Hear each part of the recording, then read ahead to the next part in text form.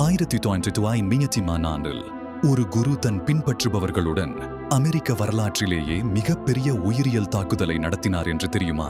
Oregon மாநிலத்தில் 751 பேர் விஷம் குடித்து மருத்துவமனையில் அனுமதிக்கப்பட்டார்கள்.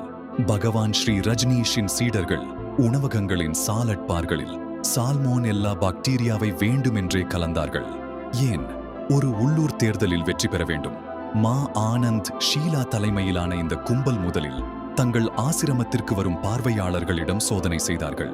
பலர் கடுமையாக நோய்வாய்ப்பட்டார்கள். சிலர் இறந்தார்கள்.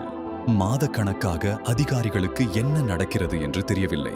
இந்த கும்பல் மற்ற கொடிய பாக்டீரியாக்களையும் சேகரித்து வைத்திருந்தார்கள். இன்னும் பெரிய தாக்குதல்களை திட்டமிட்டிருந்தார்கள். இறுதியில் எப்படி FBI இந்த மர்மத்தை கண்டுபிடித்தது?